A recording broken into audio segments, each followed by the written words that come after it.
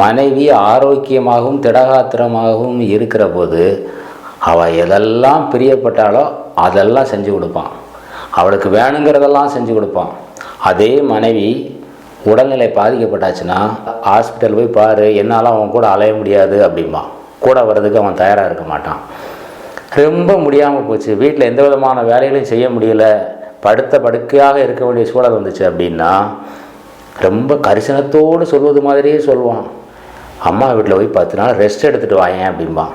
அதற்கு என்ன அர்த்தம் என்றால், வீட்டில் ஒரு வேலையும் பார்க்க முடியலன்னா உனக்கு இங்கே என்ன சொல்லி இடத்த காலி பண்ணுன்னு தானே அர்த்தம். அதாவது நல்ல நிலையில் இருக்கிற போது ஓடி ஓடி கவனிக்கிறதும், முடியாமல் போன உடனே ஒதுங்கி போகிற ஒரு மனநிலை இருக்க, அது மிக மோசமான ஒரு மனநிலை. இன்னும் சிலர் இருக்காங்க, பணம் போதுமான அளவு இருக்கும், ஆனால் மனைவிக்கு உடல்நிலை சரியில்லை என்று தெரிந்தால் அந்த பணத்தை மனைவிக்காக செலவழிக்கிறதுக்கு மனசு வராது. அவருக்கு முடியலை அப்படின்னா அப்போலோ ஹாஸ்பிட்டல் போய் பார்க்கணும் அப்படிம்பாரு. இப்படி சிலர். இன்னும் ஒரு சிலர் இருக்காங்க, பணத்துக்கு கஷ்டப்படுவாங்க, அன்றாட பிழைப்பு ஓட்டுறதுக்கு பெரும்பாடுபட வேண்டியது இருக்கும். அந்த மாதிரி மனுஷங்க மனைவிக்கு உடம்புக்கு முடியலைன்னா அவங்களால எவ்வளோ முடியுமோ அவ்வளவு செய்வாங்க, பக்கத்தில் இருந்தே கவனிப்பாங்க. புதுமைப்பித்தன் அவர்கள் செல்லம்மாள் என்று ஒரு சிறுகதை எழுதியிருப்பார். அந்த சிறுகதையில் பிரமநாயகம் பிள்ளை உடல்நிலை சரியில்லாத மனைவி செல்லம்மாளை எப்படி பார்த்து கொண்டார் அப்படிங்கிறதான் கதை. இந்த செல்லம்மாளினுடைய நிலை எப்படி இருந்தது? செல்லம்மாள் வீட்டை விட்டு வெளியில் போய் பல மாதங்கள் ஆகிவிட்டது. வீட்டுக்குள்ளேயே தான் நடமாட்டோம், அதுவும் படுத்த படுக்கையாக கிடந்தா. வீட்டுக்குள்ளே எந்திரிச்சு பல் தேய்ச்சி முகம் கழுவி திரும்ப வந்து படுத்தாலே அவளுக்கு பெரிய விஷயம். இப்படிப்பட்ட மனைவியை பிரமநாயகம் பிள்ளை எப்படி கவனித்தார்? அது ரொம்ப முக்கியமான விஷயம். அவள் என்ன கேட்டாலும் செஞ்சு கொடுப்பார். வெண்ணி தண்ணி வேணும் அப்படின்னா உடனே வெண்ணி வந்துடும். காப்பி போட்டு கொண்டு வாங்க அப்படின்னா காப்பி, கஞ்சி தண்ணி வேணும்னா கஞ்சி தண்ணி, சாப்பாடு வேணும்னா சாப்பாடு, இட்லி வேணும்னா இட்லி, எல்லாத்தையுமே உடனுக்குடனே மனைவியினுடைய மனம் நோகாமல் செஞ்சு கொடுப்பார், பிரியத்தோடு செஞ்சு கொடுப்பார். கையெல்லாம் வலிக்குதுங்க, கையை பிடிச்சி விடுவார். காலெல்லாம் உழையுதுங்க, காலை அமுக்கி விடுவார். இவ்வளவு தூரம் செய்வார். இதெல்லாம் விட மேலாக திடீர்னு ஒரு நாள் வாந்தி எடுத்துருவா. ஒரு நாள் என்ன, அடிக்கடியே வாந்தி எடுப்பா. அப்படி வாந்தி எடுத்தால் இவ்வளோ அருவருப்பாக இருக்கும். வாந்தி எடுத்தவங்களுக்கே அது அருவருப்பாக தெரியும். ஆனால் எந்த அருவருப்பும் படாமல் தொடச்சி விடுவார், வீட்டை சுத்தப்படுத்துவார். இப்படி தன்னுடைய மனைவியை பிரமநாயகம் பிள்ளை வச்சிருந்தார். சரி, இப்படி தன்னை கவனித்து கொண்ட கணவனை செல்லம்மா எப்படி வச்சுருந்தா அதையும் நம்ம பார்க்க வேண்டியது இருக்குது. செல்லம்மாளுக்கும் கணவன் மேலே பிரியம்தான். அவளுக்கு முடியலைன்னா கூட தன்னுடைய கணவனுக்கு ஒரு தோசை சுட்டு கொடுக்கணும்னு நினைப்பா. ஆனால் தோசை கரண்டியை கூட அவளால் பிடிக்கிறதுக்கு தெம்பு இருக்காது.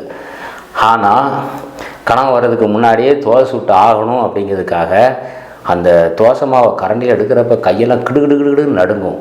அப்படியும் மீறி தோசை சுடப்புறங்கிற பேரில் தோசை மாவை அடுப்பங்கரை ஃபுல்லாக சிந்தி தோசைக்கல்லில் ஊற கொட்டி எப்படியோ ஒரு தோசை சுட்டு வச்சுருப்பா. அது அவளுக்கு சந்தோஷமாக இருக்கும். தங்கையால் கணவனுக்கு சாப்பாடு கொடுக்கணுங்கிற ஆசை. சில நாளுக்கு கொஞ்சம் தெம்பு வந்துடும். அப்படி நடமாடுற மாதிரி வந்தாச்சுன்னா கணவன்கிட்ட சொல்லுவாள், இன்றைக்கி சாயந்தரம் சீக்கிரமாக வாங்க, உங்களுக்கு பிடிச்ச காணத்தொகையிலும் புளிக்குழம்பு செஞ்சு வைக்கிறேன், சாப்பிடுங்க அப்படின்பா. அதே மாதிரி செஞ்சு வச்சுருப்பா. செஞ்சு வச்சுட்டு அவன் முடியாமல் மயங்கி படுத்து கிடப்பா. இதுதான் பெரிய ஆச்சரியம். அப்போது கணவனுக்கு எல்லா விதமான பணிவிடைகளையும் செய்யணும்னு ஆசை, ஆனாலும் முடியலைன்னா கூட அவளால் முடிஞ்ச அளவு செஞ்சாள். இவர் மனைவியை பார்த்துக்கிட்டாரு. 2 பேருக்கும் அப்படி ஒரு அன்பு இருந்தது. ஆனால் இது சாதாரண நிலையில் பார்க்குறப்ப இப்படி இருந்தது. சில சமயத்தில் நோய் ரொம்ப தீவிரமாகி மயக்க நிலைக்கு போயிடுவாள், மயங்கி விழுந்துருவாள், மூச்சு பேச்சு இல்லாமல் கிடப்பா. இப்போ மூச்சு பேச்சு இல்லாமல் இருக்கிற மனைவியை எழுப்பி விடணும். அதுக்கு அவர் சில முதல் உதவிகள் செய்வார். அது கிராமத்தில் செய்வாங்க. அதாவது சுக்கை எடுத்து விளக்கு தீயில் சுட்டு சுக்கு புகையை செல்லம்மா மூக்கு நேரம் கொண்டு போவார். அவள் அந்த சுக்கு புகையை சுவாசிக்கிற போது மயக்கம் தெளிஞ்சிடுவாள். மயக்கம் தெளிஞ்சிருக்குமே ஒழிய நினைவு தப்பி போய் தன்னால் புலம்பிக்கிட்டு இருப்பாள். எப்படி புலம்பா தெரியுமா?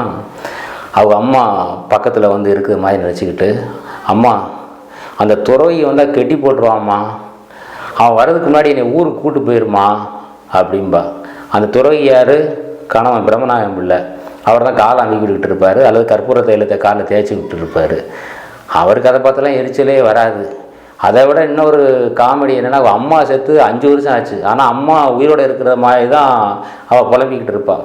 எப்போமெல்லாம் தன்னால் புலம்புறாளோ அப்போல்லாம் அம்மா உயிரோடு இருக்கிற மாதிரியே நினச்சி பேசுவாள். சில சமயம் பிரம்மநாயகம் பிள்ளை தன்னுடைய அம்மாவை நினச்சிக்கிட்டு எப்போம்மா வந்த அப்படின்பா. அவரும் இப்போ தான் வந்த, எப்படிமா இருக்க அப்படின்னு சொல்லி ஆறுதலாக பேசுவார். அம்மாவாக நடிப்பார். அவருக்குள்ளே சிரிப்பாக தான் வரும். சில நாள் புலம்புறப்ப பிரம்மநாயகம் பிள்ளைங்கிறதே மறந்துட்டு அவள் தன்னால் புலம்புவா. இனி ஏன் அப்படி கெட்டி வச்சுருக்கிய, அவுத்து விடுங்களேன், நான் அப்படியே தவழ்ந்துனாலும் நான் ஊருக்கு போயிட்டு வந்துடுதானே, என் அம்மாவை பார்த்துட்டு வந்துடுதானே அப்படின்பா. அதாவது இருக்கக்கூடிய ஊர், இவங்களுடைய ஊர் திருநெல்வேலி மாவட்டத்தில் இருக்குது, ஒரு 600 கிலோமீட்டர் தள்ளி இருக்குது. இவங்க இப்போ இருக்குது சென்னையில். 600 கிலோமீட்டர் தவழ்ந்து போயிடுவாளாம். இவருக்கு சிரிப்பாக வரும், மனசுக்குள்ளே நினச்சிட்டு பேசாமல் இருப்பார். ஆனால் எந்த விதமான எரிச்சல் கோபமே அவருக்குள்ளே வராது. மனைவி தன்னைத்தான் வயதா அப்படின்னு தெரிஞ்சால் கூட, தன்னைத்தான் திட்டுகிறாள் என்று தெரிந்தால் கூட அவருக்குள்ளே கோபம் வராது. அந்தளவுக்கு ஒரு யோகியெல்லாம் கிடையாது. அப்போ அவள் துரோகின்னு சொன்னது உண்மையா? யோகியா துரோகியா? யோகி கிடையாது, துரோகியாக இருக்கணும்ல. ஆனால் இவருக்குள்ள ஒரு குற்ற உணர்வும் இருக்கும். இவர் ஒரு ஜவுளி கடையில் தான் வேலை பார்த்தார். காலையில் 9 மணிக்கு ஜவுளி கடைக்கு போனால் ராத்திரி 9 மணிக்கு தான் வீட்டுக்கு வருவார். ஆனால் வீட்டை விட்டு வெளியில் போவதற்கான சுதந்திரம் என்பது அவருக்கு இருந்தது. வீட்டை விட்டு வெளியில் போனால் கடையில் இருக்கக்கூடிய நண்பர்களோட பேசலாம், முதலாளியோட பேசலாம், வாடிக்கையாளர்களோட பேசலாம், இன்னும் பல பேரை சந்திக்கிறதுக்கான வாய்ப்பு இருக்குது. அவருக்கு சுதந்திரம் என்பது கஷ்டத்துலேயும் கிடைச்சது. ஆனால் மனைவி செல்லம்மாளுக்கு வீட்டுக்குள்ளேயே இருக்க வேண்டியிருந்தது. ஒரு வீடு ஒரு உலகம் தான் அவளுக்கு. அவர் வீட்டை விட்டு வெளியே போயிட்டார்னா பேசுகிறதுக்கு ஆள் இல்லை, அடைச்சி போட்ட வீட்டுக்குள்ளே இருக்கணும். சென்னையில் ஒதுக்குப்புறமான இடத்துல தான் வாடகை வீடு பார்த்து இருக்காங்க. அப்போது குழந்தைகள் இருந்தால் கூட பிரச்சனை இல்லை, அந்த குழந்தைகளோட பேசி கொஞ்சி குழாவி இருந்துடலாம். இப்போ குழந்தைகளும் இல்லை. அப்போது அடைபட்ட வீட்டுக்குள்ளே இருந்து அவருடைய மனநிலை பாதிக்கப்பட்டு உடல்நிலை பாதிக்கப்பட்டுருச்சு. இந்த அழகான மனைவியை கிராமத்திலே வச்சுருந்துருக்கலாமோ, தேவையில்லாமல் கூட்டு வந்துட்டோமோ, நாம் தான் அந்த மாதிரி ஒரு தப்பு செஞ்சிட்டோமோன்னு அவருக்குள்ளே ஒரு குற்ற உணர்வு இருக்கும். அதனால் அவள் என்ன திட்டுனாலும் அவன் மேலே சின்ன கோபம் கூட அவருக்கு வராது. அவர் குற்றத்தை ஒத்துக்கிட்டது மாதிரி தான் அது அர்த்தம். உண்மையிலேயே குற்றத்தை ஒப்புக்கொள்வதும் ஏற்றுக்கொள்வதும் எல்லாராலும் முடியாது, அது சில பேரால் தான் முடியும். அப்படி ஒரு ஆளாக தான் பிரம்மநாயகம் பிள்ளை இருந்தார். அடுத்த மாதம் தீபாவளி, இது புரட்டாசி மாதம். தீபாவளிக்கு மனைவிக்கு ஒரு சேலை எடுத்து கொடுக்கணும்னு அவருக்கு ஒரு ஆசை. ஜவுளி கடையில் வேலை பார்த்துட்டு கட்டிய மனைவிக்கு சேலை எடுத்து கொடுக்கணும், அதுக்கு என்ன அர்த்தம் இருக்குது? ஆனால் முதலாளிகிட்ட கேட்குறது பெரும்பாடு. ஏற்கனவே அவர்கிட்ட நிறையா கடன் வாங்கியாச்சு. இருந்தாலும் அவர்கிட்ட எப்படியோ சொல்லி கெஞ்சி ஒரு 3 சேலை எடுத்து வந்து, ஏன்னா பிடிச்ச சேலையை அவளுக்கு கொடுக்கணுமே, அவளால் வீட்டை விட்டு வெளியே வர முடியாது. அதனால் 3 சேலை எடுத்துகிட்டு போய் அவளுக்கு பிடிச்ச சேலை எதுன்னு கேட்டு, அவளுக்கு ஒரு பச்சை சேலை பிடிச்சதுன்னு சொன்ன உடனே அந்த பச்சை சேலையை பத்திரமா அலமாரில் வச்சார். தீபாவளிக்கு அதை உடுத்தணும் அப்படின்னு. இதில் கொடுமை என்னென்னா, அந்த சேலையை தீபாவளிக்கு அவளால் உடுத்த முடியுதோ இல்லையோ, இவர் தான் உடுத்தி கூட விட வேண்டியிருக்கும். அந்த நிலையில் தான் அவள் இருந்தாலும் மனைவி மேலே இருக்கக்கூடிய அன்பில் ஒரு சேலை எடுத்து கொடுத்தாரு. ஆனால் அவளை பொறுத்த வரைக்கும் தீபாவளி கொண்டாடுறத விட தைப்பொங்கல் கொண்டாடுறதுல பெரும் விருப்பம். கணவன்கிட்ட கூட சொன்னேன், இந்த தடவை தைப்பொங்கலுக்கு ஊருக்கு போயிட்டு வரணும், ஊரில் போய் வீட்டரிசி சாப்பிடணும் அப்படின்னா. வீட்டரிசினா சொந்த நிலத்தில் விளைஞ்ச நெல்லை குத்தி அந்த அரிசியை கொண்டு சமைச்சு சாப்பிட்றது தான் வீட்டரிசி சோறு, வீட்டரிசி சாப்பாடு அப்படின்னு அர்த்தம். அது மட்டுமா, அங்கேருந்து முறுக்க வத்தல் கொண்டு வரணும், இப்படிலாம் நிறைய சொன்னான். இதெல்லாம் கேட்டுட்டு அவருக்கு என்ன தோணிச்சுன்னா, இதை விட காட்டில் போய் புளியை பிடிச்சி புளிப்பால் கொண்டு வானா கூட கொண்டு வந்துடுவேன், பிரம்மசூத்திரத்தை படித்து அப்படியே அந்த ஒப்பினா கூட ஒப்பிச்சிருவேன், இப்படி சொல்லிவிட்டாலேன்னு சொல்லி மனசுக்குள்ளே அவருக்கு ஒரு கவலையாகவும் சிரிப்பாகவும் தோணும். ஏன்னா சென்னையிலேருந்து திருநெல்வேலி பக்கம் இருக்கக்கூடிய கிராமத்துக்கு போகணும்னா பிரயாணத்துக்கு பணம் வேணும். ஏற்கனவே கடனில் இருக்குது. வீட்டில் அன்றாட செலவு செலவழிக்கிறதுக்கே வருமானம் பத்தாது. இவருக்கு வருமானம் எவ்வளவு இருந்ததுன்னா, அதாவது 2 ஜீவன்கள் மடிந்து விடாமல் இருப்பதற்கு எவ்வளவு பணம் தேவையோ அவ்வளவு தான் சம்பளமாக கொடுக்கப்பட்டதுன்னு இந்த சிறுகதையில் எழுதியிருப்பார். அந்த சம்பளத்தையும் இந்த முதலாளிகிட்ட லேசில் வாங்க முடியாது. 1ஆம் தேதியெலாம் கொடுக்க மாட்டார். நமக்கு ஏதாவது தேவைன்னா அவர்கிட்ட போய் கேட்கணும். அவர் உடனே கொடுத்துடவும் மாட்டார். அதுவும் அவர் என்ன மனநிலையில் இருக்காருன்னு பார்த்து தான் கேட்கணும். அவருக்கு எப்போ கொடுக்கணும்னு தோணுதோ அப்போ கொடுப்பார். அவர் கொடுக்குறப்ப நம்ம என்ன காரியத்துக்காக கேட்டோமோ அந்த காரியமெல்லாம் முடிஞ்சு போயிடும். இப்படி தான் அவர் வாழ்க்கையை ஓட்ட வேண்டி இருந்தது. சரி, இவருக்கும் ஊருக்கு போகணும்னு ஆசை. முன்னாடியெல்லாம் தைப்பொங்கலுக்கு எத்தனையோ முறை போயிட்டு வந்திருக்காங்க. ஆனால் இந்த முறை போகிறதுக்கான சூழலே இல்லை. ஆனால் அவருக்கு ஆசை தான் இருக்குது. வாழ்க்கை முழுவதும் இப்படியா கஷ்டப்பட்டார். ஊரில் கல்யாணம் முடித்து நல்லா தான் வாழ்ந்தார். அப்பா ஏகப்பட்ட விவசாய நிலம் இருந்தது, நல்ல செல்வாக்காக இருந்தார். அவங்க அப்பா இவர் கல்யாணம்லாம் முடிஞ்சதுக்கப்புறம் ஒரு நாள் இறந்து போயிடுவார். இறந்து போனதுக்கு அப்புறம் தான் தெரிந்தது அவருக்கு விளைநிலங்களும் அதிகமாக இருந்தது, குழந்தைங்களும் அதிகமாக இருந்தது, கடனும் அதிகமாக இருந்துச்சு. செத்து போன உடனே இருக்கிற சொத்தை எல்லாத்தையும் விற்றுட்டு மீதி ஏதாவது இருக்குன்னு பார்த்தா ஒன்றுமே இல்லை. இவர் அப்பாவுக்கு 4ஆவது பிள்ளை. மற்ற எல்லாருக்குமே கையெழுத்து போட தெரிய அளவுக்கு தான் படிச்சிருக்காங்க. ஆனால் இவருக்கு மட்டும் நல்லா படிக்க தெரியும். அதாவது பள்ளி கல்வியை முடிச்சிட்டார். அந்த காலகட்டத்தில் பள்ளி கல்வியை முடிப்பது என்பதே பெரிய விஷயம். இவ்வளவு தூரம் படிச்சுட்டு இந்த கிராமத்தில் விவசாய வேலை பார்க்காவா, அது விவசாய கூலி வேலை பார்க்குறதா? சென்னையில் போய் ஒரு சிறந்த வாழ்க்கை வாழலாம் அப்படின்ட்டு மனைவியை கூப்பிட்டு சென்னைக்கு போனார். உண்மையிலே செல்லமாக அப்படியே தங்கம்தான், உடம்பும் தங்கம்தான், அவன் மனசும் தங்கம்தான். ஆனால் சென்னையில் வந்ததுக்கு அப்புறம் தான் தெரிஞ்சது, ஜவுளிக்கடையில் தான் நம்ம படித்த வேலைக்கு வேலை கிடைக்கும். அதுவும் ஒரு சேல்ஸ்மேன் வேலை, புடவையை எடுத்து வாடிக்கையாளர்கிட்ட காட்டக்கூடிய வேலை. இருந்தாலும் பரவாயில்லன்னு பார்த்தாரு. இவ்வளவு வறுமையிலையும் அவளுக்கு மருத்துவம் செஞ்சாரா அப்படின்னா அவரால் முடிஞ்ச மருத்துவத்தையும் செஞ்சார். சில சமயத்தில் சித்த வைத்தியரை கூப்பிட்டு வருவார். சித்த வைத்தியர் நாடி பார்த்துட்டு, இது பலக்குறைவு தான், பசும்பால் கொடுங்க, காப்பி குடிக்கிறத நிறுத்துங்க அப்படிம்பார். இதுக்கு செல்லம்மாளுக்கு சிரிப்பு வரும். பலகீனமாக இருக்கம்னு சொல்கிறதுக்கு ஒரு வைத்தியர் தேவையா அப்படின்னு மனசுக்குள்ளே நினச்சி சிரிச்சுக்குவா. அப்புறம் அவர் செந்தூரத்தை கொடுத்து தேனில் குழப்பி சாப்பிட சொல்லுவார். அதெல்லாம் செஞ்சு பார்ப்பாங்க, நோய் குணமாகாது. வேற ஒரு நல்ல வைத்தியனாக பாருங்களேன் அப்படின்பா. நல்ல வைத்தியம்னா அந்த அலோபதி வைத்தியம், ஆங்கில வைத்தியம். அந்த காலகட்டத்திலிருந்து சிறந்த வைத்தியம்னா அது அலோபதி வைத்தியம்னு மக்கள் மனசில் இருக்குது. சரின்ட்டு அலோபதி வைத்தியனை கூட்டு வருவார். அவர் வந்த உடனே இந்த மாதிரி கேஸுகளெல்லாம் இங்கே வச்சு பார்க்கக்கூடாது, பெட்டில் சேர்க்கணும், ஹாஸ்பிட்டலில் அட்மிட் பண்ணணும் அப்படிம்பாரு. இவருக்கு மனசுக்குள்ளே தோணும், பெட்டில் வச்சு பார்க்குறதுக்கு துட்டு வேணும்ல அப்படின்னு இவருக்கு தோணும். அவர் வந்ததுக்காக ஊசியெல்லாம் போடுவார். அப்போவெல்லாம் ஒரு ஊசியை பல பேருக்கு போடுவாங்க. இப்போ ஒரு ஊசி ஒரு ஆளுக்கு தான், யூஸ் அண்ட் த்ரோ. அப்போ ஒரு ஊசியை பல பேருக்கு போடணும்னா அந்த ஊசியை சுத்தப்படுத்துவாங்க.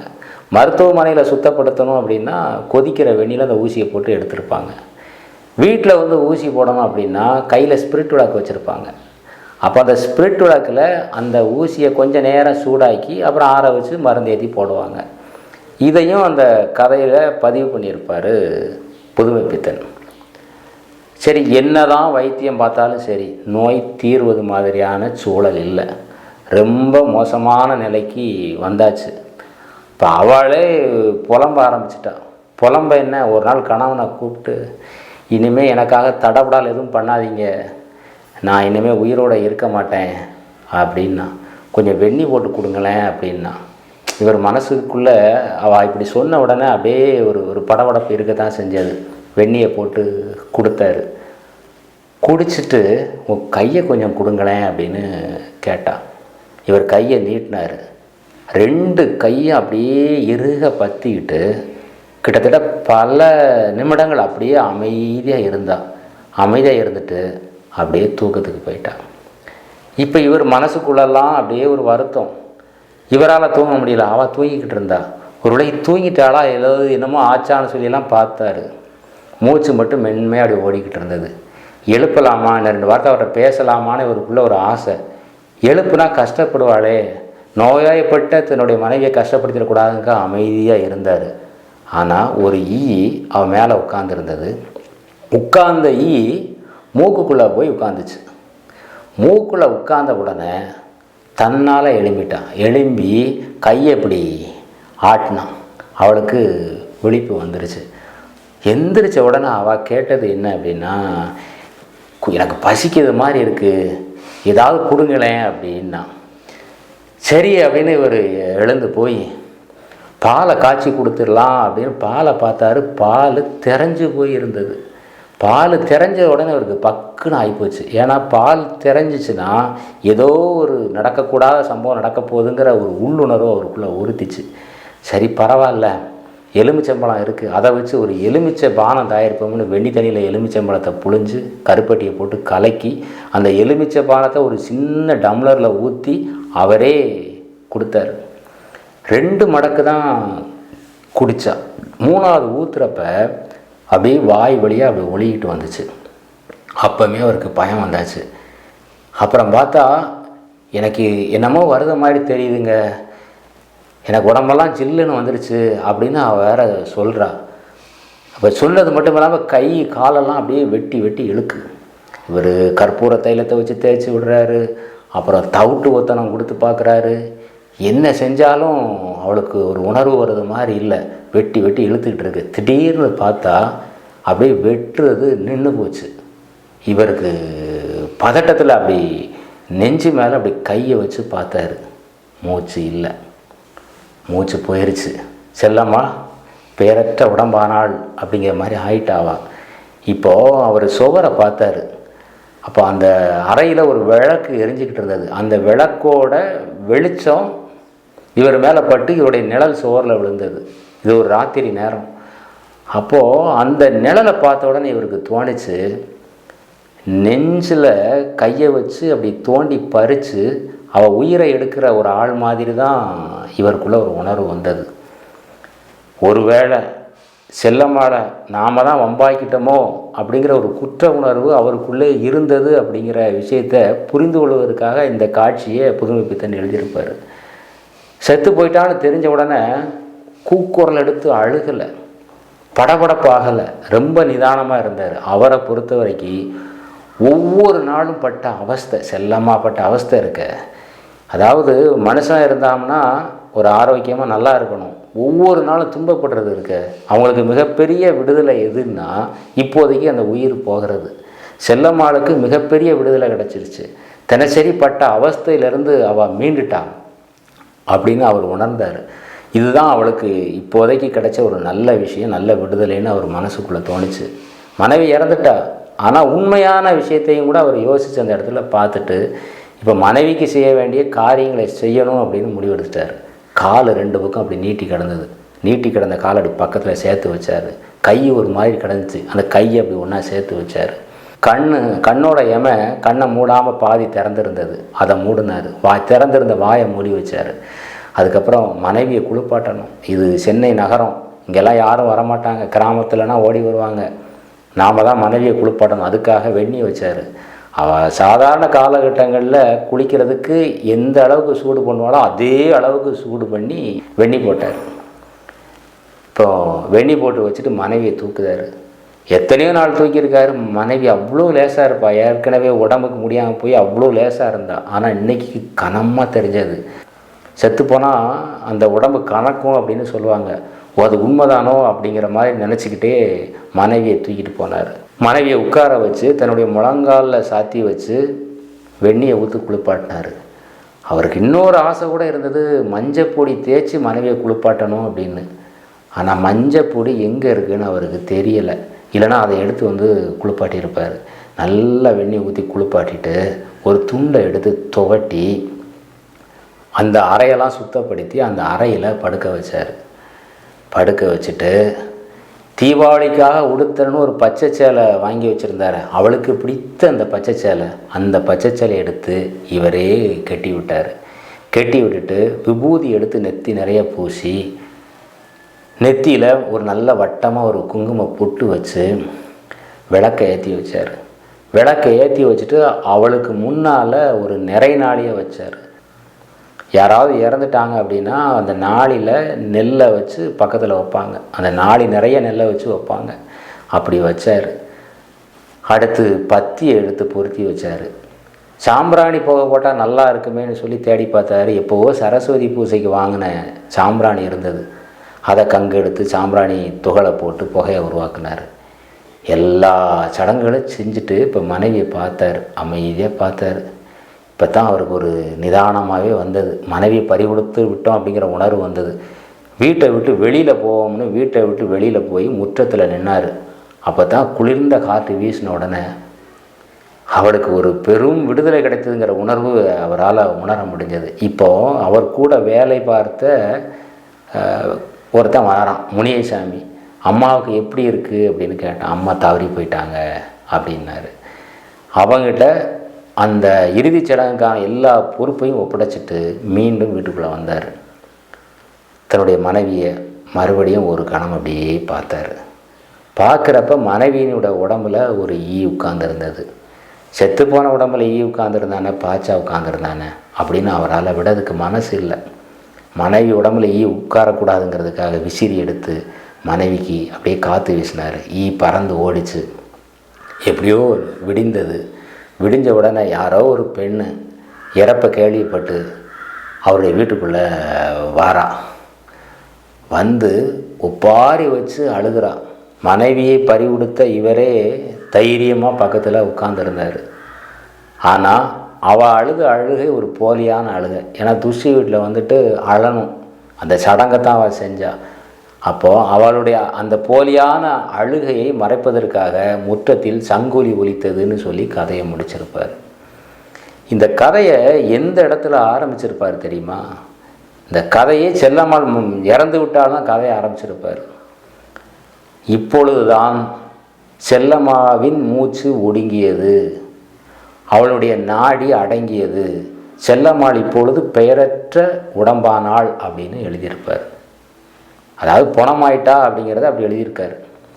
அடுத்த வரி எழுதியிருப்பார், பதியின் முன்னிலையில். பதி என்றால் கணவன் என்று அர்த்தம். பதியின் முன்னிலையில் உற்றார் உறவினர்கள் 500-600 கிலோமீட்டருக்கு அந்த பக்கம் இருக்க பட்டணத்து தனிமையில் மாண்டு போனாள் அப்படின்னு எழுதியிருப்பார். பட்டணத்து தனிமை, இது ரொம்ப முக்கியமான விஷயம். அந்த தனிமை எவ்வளோ பெரிய கொடுமைங்கிறது இந்த கதை படிக்கிறப்ப நமக்கு புரியும். இந்த கதை படிக்கிறப்ப நமக்கு ஒன்று தோணும், நம்முடைய துணையை எப்படி வச்சிருக்கிறோம், எப்படி வச்சுருந்தோம், இன்னும் எப்படி வச்சுருக்கணும் அப்படிங்கிறதெல்லாம் நமக்கு புரியும். அதாவது கணவனுக்கோ மனைவிக்கோ உடம்புக்கு முடியலைன்னா பல லட்சம் செலவழித்து பெரிய மருத்துவமனையில் கொண்டு போய் பார்க்கலாம். பணம் செலவழிக்கிறது மட்டும் முக்கியம் இல்லை, அந்த கடைசி நேரத்தில் பக்கத்தில் இருந்து பார்த்தோமா இல்லையாங்கிறது ரொம்ப முக்கியம்.